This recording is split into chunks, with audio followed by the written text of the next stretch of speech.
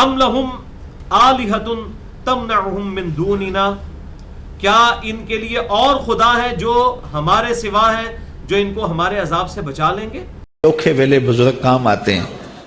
لا یستطیعون نصر انفسہم ولا ہم منا یصحبون، جن جھوٹے معبودوں کے اوپر انہوں نے تکیہ کیا ہے وہ تو اپنی مدد خود نہیں کر سکتے، اور نہ ہی ہماری طرف سے کوئی تائید ان کو حاصل ہے.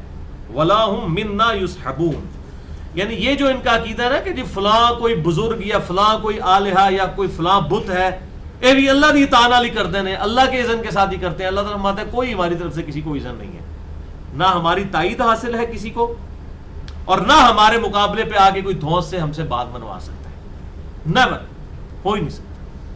لہٰذا یہ جو عجیب و غریب قسم کے عقائد اور نظریات ہمارے سب کانٹیننٹ میں پھیلے ہوئے ہیں نا، اور میں کہتا ہوں کہ گمراہی کے لیے زرخیز ترین زمین جو ہے یہ سب کانٹیننٹ انڈیا، پاکستان اور بنگلہ دیش کی زمین ہے.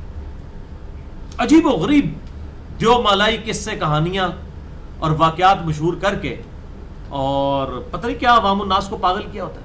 تو از چبارہ آمدی من از بخارا آمدم، تو چبارے سے چل پڑی تھی میں بخارے سے چل پڑا.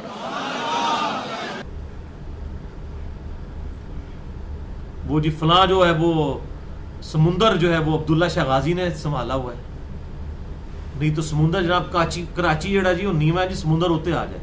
اوکھے ویلے بزرگ کام آتے ہیں. اور بھائی کوئی بزرگ اپنا موتر نہیں روک سکتا، اپنا پیشاب نہیں کو روک سکتا. سمندر روکنا، سمندر کے تو سائنس کا نہیں بزرگوں کو پتا، اللہ یہ کہ کسی کو سائنس آتی ہو. اگر کوئی سمجھتا ہے نا کہ کوئی بزرگ مرا ہوا بزرگ چھوڑ دے، زندہ بھی کوئی سمندر روک سکتا ہے، اس کو کہ اپنا پیشاب روک کے بتا دے. سمندر تو بہت بڑی شے ہے، کوئی شخص کچھ نہیں کر سکتا میرے بھائیوں. یہ سب گاڈ کا ڈیسیژن ہے، اس کا ڈیوائن ڈیسیژن ہے. انسان اپنی مدد خود نہیں کر سکتا. یہی اللہ تعالیٰ فرما رہا ہے کہ جن ہستیوں کے بارے میں ان کا زوم ہے، یہ نہ اپنی مدد کر سکتی ہیں، نہ اللہ کی طرف سے کوئی تائید حاصل ہے. اللہ کے مقابلے پہ یہ کیا کر سکتی ہیں ہستیاں؟ اور آپ اس طرح کی باتیں کریں تو کہتے ہیں جناب یہ بزرگوں کی گستاخی کر دی ہے. جنہوں اپنے پیو دا ہی نہیں پتا وہ انہاں اولیاء اللہ تے بھونکدا پیا، کیونکہ اب وہ ہمارے بابوں کی طرف آ رہا ہے اور ہم نہیں اپنے بابوں کی برداشت کر سکتے. مقدس ہستیوں کی توہین کر رہا ہے. ہم کہتے ہیں بزرگوں کو کہیں خدا کے لیے اپنی گستاخی کروانا بند کریں. اب آئیں پبلک میں آ کے دکھائیں جو کچھ ہے ان کے پاس. لوگ گستاخی کرنا بند کر دیں گے. ہم سارے سوشل میڈیا کو بھی بلا لیتے ہیں، پرنٹ میڈیا کو بھی بلا لیتے ہیں، اور چینلز والوں کو بھی بلا لیتے ہیں، پی بی سی کو، سی این این کو، جیو کو بلا لیتے ہیں، اے آر وائی والوں کو، دنیا والوں کو، ان سب کو بلا لیتے ہیں. بزرگوں کو کہ سامنے آئے، اپنی بےعزتی اتنے عرصے سے کروا رہے ہیں اور خصوصاً میرے ذریعے تو بہت زیادہ کروا رہے ہیں، سامنے آئے اور وہ ساری چیزیں کر کے دکھا دیں جو ان کا زوم ہے. سمندر روکنے کے لیے ہم نہیں کہہ رہے ہیں، نہ ہم کو دریا روکنے کے لیے کہہ رہے ہیں. ہم کہہ رہے ہیں ہم آپ کو 2 جگ جو ہے وہ نمک والے پانی کے پلائیں گے، آپ اپنا پیشاب روک کے بتائیں. تینوں کی پتا ہوئے نہ بابیاں دے کمال دا، چین بھی نہیں کرنی، پھر پتہ چل جائے گا. یہ ساری کی ساری باتیں، اور پھر اس کو کرامات کا اور ان چیزوں کا نام دیا ہوا ہے. وَلِعَوْذُ بِاللَّهِ تعالیٰ.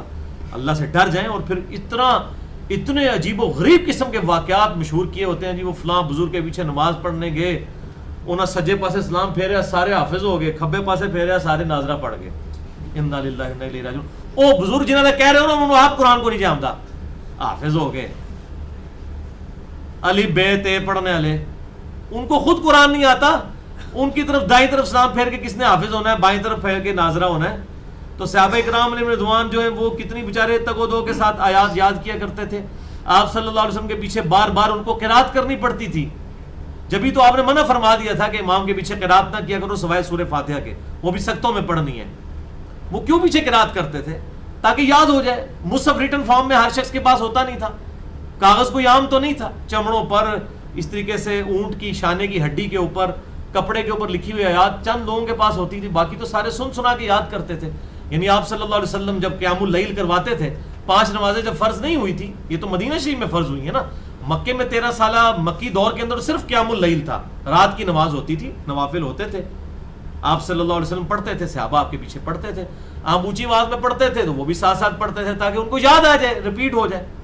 آپ صلی اللہ علیہ وسلم نے سجے پاسے اسلام پھیر کے سارے حافظ تھے، کھبے پاسے سارے ناظرہ نہیں بنائے، کوڑ مار دینے. ایسے نہیں ہو سکتا. دنیا بقدر ایفرٹ ہے میرے بھائیوں، یہ امپاسبل ہے. औखे वेले बुजुर्ग काम आते हैं। یہ ہو ہی نہیں سکتا. حتیٰ کہ سورۃ القیامہ میں آتا ہے نبی صلی اللہ علیہ وسلم اپنی زبان کو تیزی سے حرکت دیتے تھے تاکہ جو قرآن جبرائیل مجھ پر پڑھ رہے ہیں، مجھ پر نازل ہو رہا ہے، میرے دل پر مجھے یاد ہو جائے.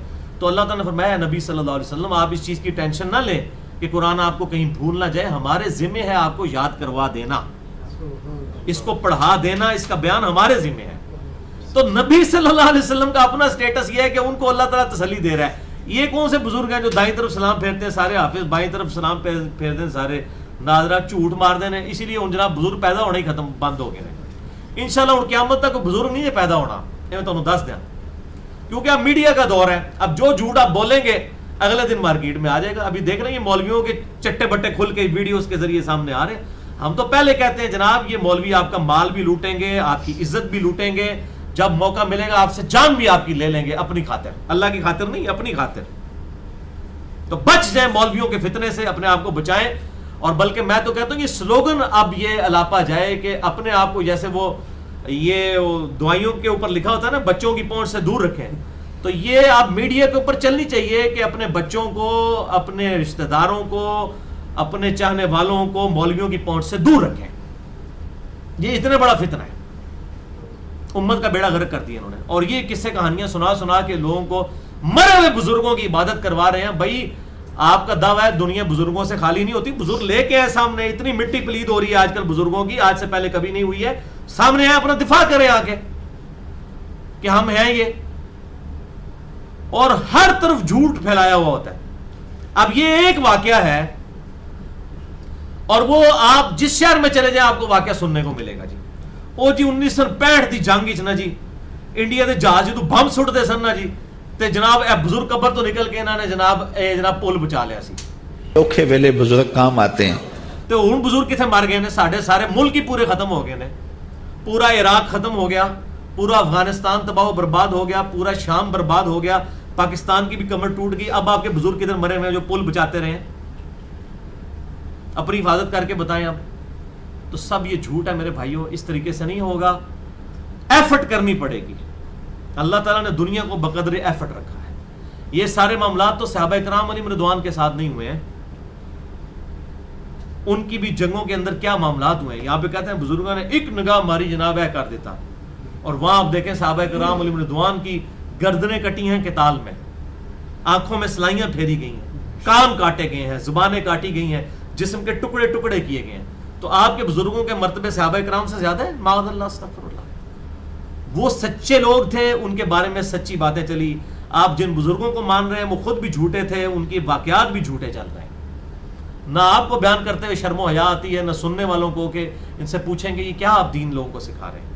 اور میں آپ کو بتا رہا ہوں اس وقت اسلام کے اوپر، اسلام کے ساتھ سب سے بڑی دشمنی یہ علماء کر رہے ہیں جو اس طرح کی قصے کہانیاں سنا سنا کے اپنے بزرگوں کے بارے میں لوگوں کو دین کی غلط پکچر پیش کر رہے ہیں. اور اس کا نقصان یہ ہو رہا ہے کہ کتنے غیر مسلم ہیں جو اسلام کا پھر مذاق اڑا رہے ہیں. میں تو اب میڈیا کے اوپر دیکھتا ہوں، میں حیران ہوتا ہوں کتنے لوگ ہیں جو اسلام چھوڑ گئے ان صوفیوں کی وجہ سے. اسلام قبول کیا، ان کی حرکتیں دیکھی، انہوں نے کہا یہی کچھ ہم نے کرنا تھا تو ہم ادھر ہی ٹھیک تھے. اسلام ہی چھوڑ گئے، الٹے اسلام کے مخالفین بنے ہوئے ہیں. ابھی تو میں اس ٹاپک کی طرف آ نہیں رہا ہوں، ورنہ انسان پریشان ہو جاتا ہے کہ ان لوگوں کے غلط ایٹیچیوڈ نے کس طرح اسلام سے متنفر کروایا لوگوں کو. بولے اعوذ باللہ تعالی.